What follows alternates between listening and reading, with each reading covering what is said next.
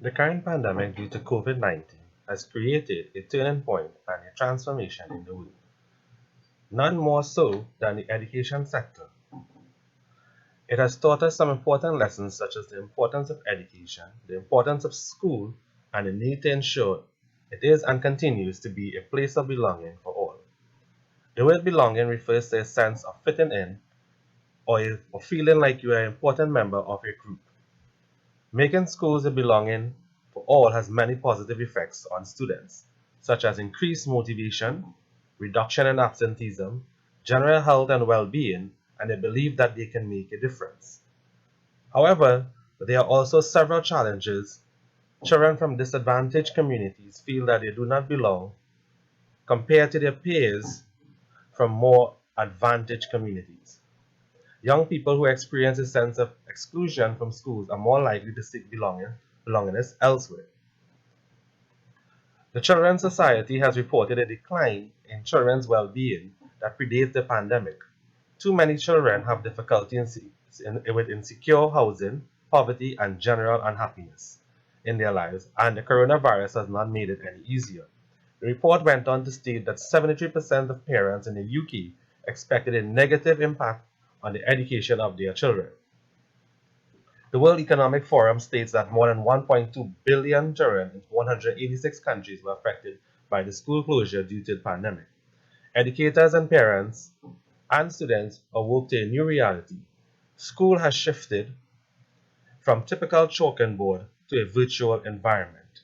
The new reality presented many problems in creating a place of belonging for all. Technology quickly became the answer to many of the problems. The use of desktop computers, laptops, tablets, and phones were the new classrooms. Internet service providers linked the teachers to their students. In Trinidad and Tobago, there's an estimated 60,000 students did not have access to computers and data.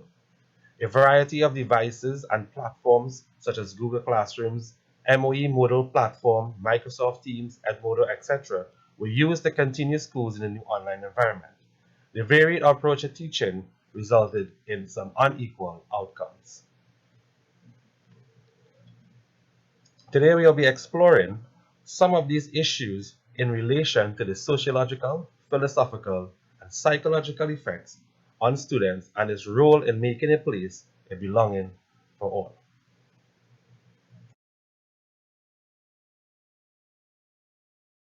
Sociology of education.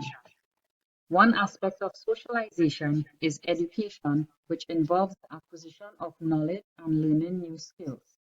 Technology has become an important asset for teaching and learning as a result of the COVID-19 pandemic. The stakeholders in education were impacted. Some of those were administrators, teachers, students, and parents.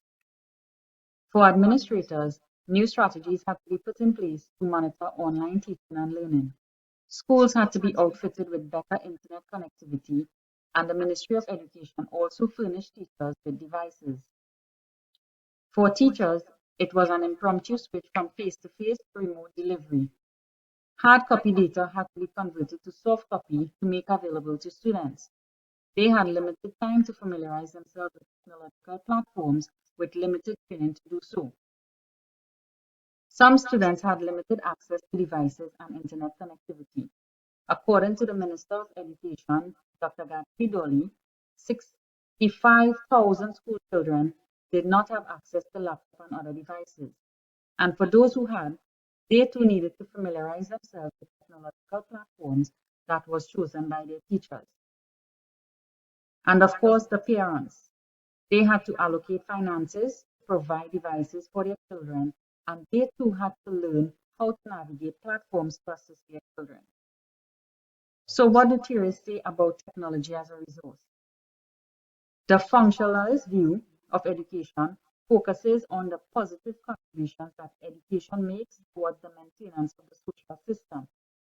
According to Durkheim, 1961, it is suggested that the society can only survive if there exists some level of equality amongst its members. Social solidarity was being enacted because members of the society assisted by donating devices to schools for students who This provided an opportunity of a sense of belonging for some of those students who benefited from that initiative. And as Durkheim argued, to become attached to the society, a child must feel in it something that is real. And for those who receive devices, that was a real act. Marx's view. Despite the efforts made in all of our schools, in some instances, even if a device was loaned to a student, some still face the challenge of no internet or, in some cases, no electricity. According to Marx's conflict theory, it is not possible to pursue equality of opportunity and equality at the same time. Equality of opportunity inevitably means that some will benefit more than others, and in turn be more successful. It shows the struggle between the haves and the have-nots. The pandemic was able to highlight the gap between those who have access to technology and information and those who do not have access. That is digital divide. Bowles and Juntis reject the view that capitalist societies are meritocratic, where all compete on equal terms. They believe that equal opportunity is an illusion, and based on class and status, some will have more access to technological resources and opportunities, which will in turn result in higher qualification. Socialization experiences developed through the hidden curriculum are important for development of children and for those who are unable to connect and socialize outside of their home for almost 2 years were at a disadvantage. The interactionist focuses on the social interaction amongst persons, and based on whom you socialize with, your home background, and the development of your self-concept could determine the performance of a student. The lack of technology in the 21st century for some students could possibly demotivate them, and they may not feel a sense of belonging, which could also affect how they view themselves when good grades are not achieved. In closing, according to Ball et al. 1994, we are likely to end up with a more socially differentiated and diverse system of education. In any market, there are winners and losers. Thank you.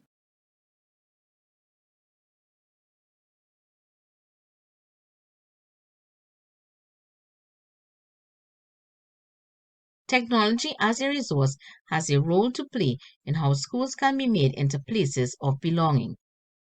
Technology has undeniably bridged the gap during the height of the pandemic and allowed students the ability to receive an education, albeit in a virtual space. World Economic Forum states that the COVID-19 pandemic has changed the face of education forever.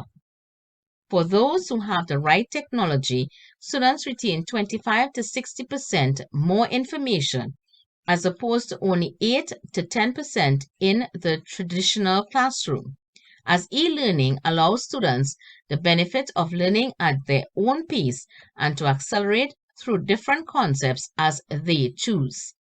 Dewey's philosophy of progressivism defines education as a process of growth and development.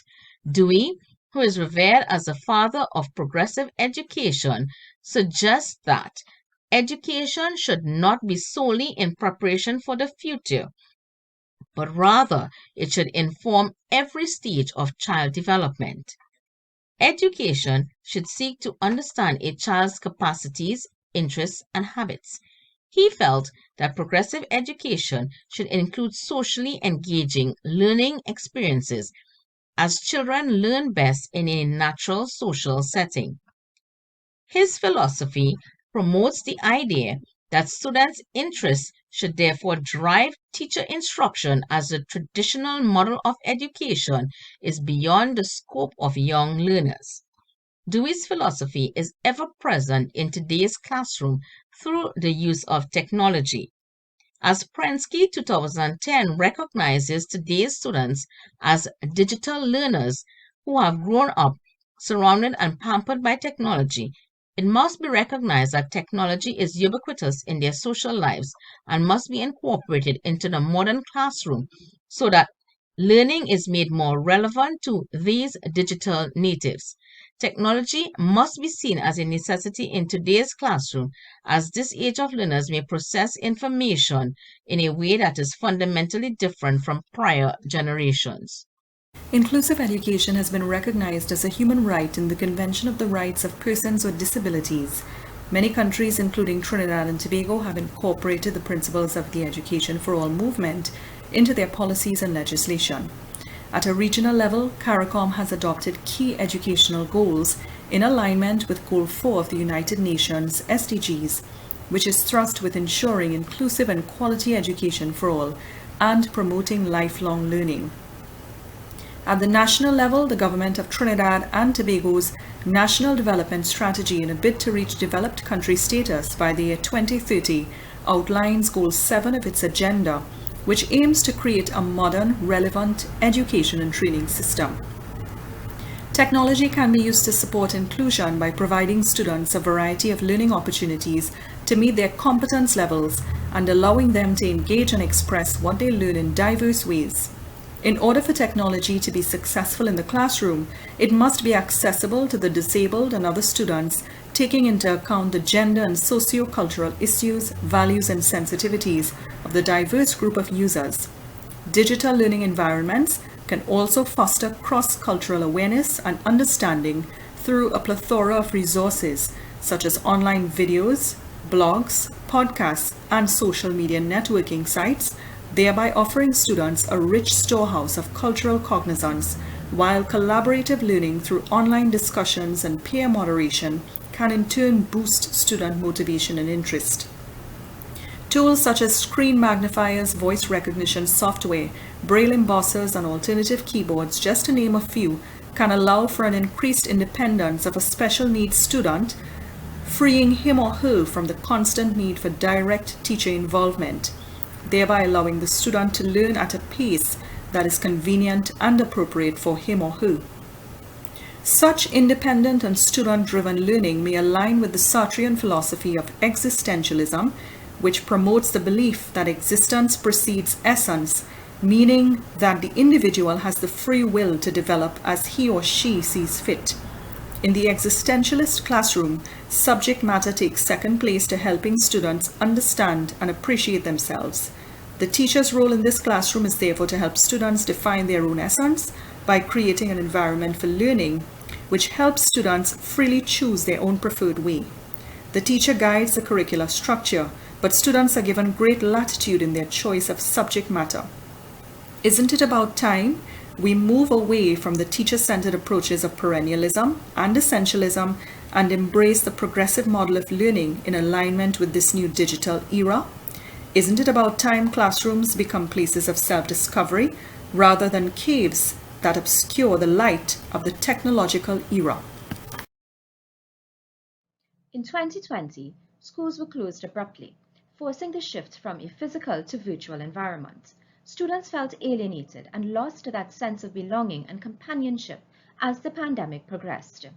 Many students and some teachers were left behind due to a lack of technology and suffered from psychological issues such as depression and anxiety. Suicide was also an alarming issue, as the Times of India in November 2021 stated that in 2020, more than 12,500 students died by suicide at a rate of 34 per day.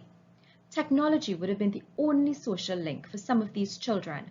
Thus, with the slow shift to physical school on a rotational basis, technology would help to make schools into places of belonging by closing the gap between those who have and those who do not have to promote equity in education. Burmeister and Leary's 1995 paper, The Need to Belong, also explores belongingness as a need, stating that human beings have an innate psychological drive to belong to groups and take part in meaningful social interactions. They state that belongingness can be almost as compelling a need as food. Technology will certainly facilitate the psychological drive in this virtual environment through activities such as the meeting of clubs online. This will facilitate collaboration, collegiality, and a sense of belonging. However, equity is needed in the system as not all schools can facilitate this. Vygotsky recognized that social settings and learning were closely entwined. Students gain knowledge when they collaborate with their peers and mentors. Thus, in this hybrid environment, technology will facilitate this for both teachers and students and help make the school into a place of belonging for all. Administration would have also played a part in this use of technology, as they would have implemented various ways of keeping in touch with parents and students, with examples being virtual parents' days on MS Teams by form level, the SMS system for quick messages, as well as dean and counselor meetings with the students via Google Meet. This would have contributed in making the school a place of belonging for both parents and students during these trying times. Additionally, according to Maslow's hierarchy of needs, the fundamental need for love and belongingness emerge once physiological and safety needs are satisfied. He holds that a failure to satisfy the need for belonging results in maladjustment and emotional distress. Schools can be a place of belonging to satisfy this need, and technology is a key resource during this virtual time, as teachers and counselors can keep track of their students and engage in meaningful dialogue with them. However, again, equity in the access to and provision of technology is key. Finally, during the fifth stage of Erikson's theory of psychosocial development, identity versus role confusion, adolescents search for a sense of self and personal identity through an intense exploration of personal values, beliefs, and goals. This search would be supported and even celebrated in an equitable environment. Thus, it is critical that schools nurture them at this stage so that they can form their identities. Technology is critical to this, as in this online environment, they could still engage in meaningful virtual interactions with their peers rather than be isolated. They could attend virtual career fairs at the Form 3 level. Yet again, the priority here is equity, as without technology in this online environment, students could be alienated, which could lead to the development of identity confusion at this important developmental stage. Thus, technology could facilitate this psychological need to belong and could help in making schools places of belonging for all. I thank you. Technology has been an ally in the area of education during the pandemic, helping connect students to the classroom in a bid to thwart learning loss. Its potential to bridge the learning gap is undeniable, as it embraces learners of all abilities and provides a vast array of learning approaches, thereby reshaping traditional classroom models into one that promotes inclusivity and creativity. Although the traditional classroom model has successfully schooled generation, we cannot continue to effectively educate learners who are part of a digitally wise generation using learning model that is not aligned with their needs in a digitally expanding era. The possibilities for innovation and creativity in the classroom are endless when technology is present. The progressive models of education birthed by philosophers like Dewey are fast becoming a reality with a plethora of technological tools. Students are able to learn at a pace that matches their individual learning abilities. Technology affords them the ability to make choices and assess their growth, which in turn foster metacognition and independence. But while technology has lofty ambitions in the classroom, one cannot refute the reality that unequal access to this essential tool stagnates the aims of the progressive model of education. Many students to this day have little or no access to technology, and according to a report from the UNICEF in September 2021, an estimated two-thirds of the world's children have no internet connection in their homes. Whilst technology aims to curb the digital divide, the absence of it creates a digital canyon, according to Henrietta Fore, UN Executive Director.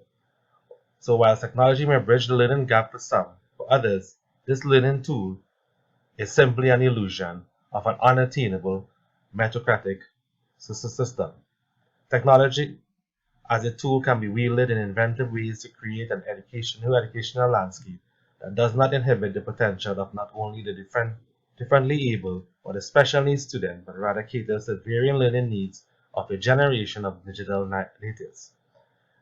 It does not force learners to vary competencies into an unjust system of competition. Educators too now have a wide range of platforms with which they can engage students actively.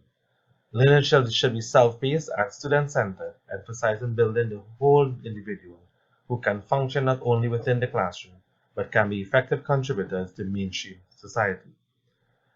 Perhaps the path to achieving a non-discriminatory and tolerant society lies within the classroom in which we teach and the learning environments we create.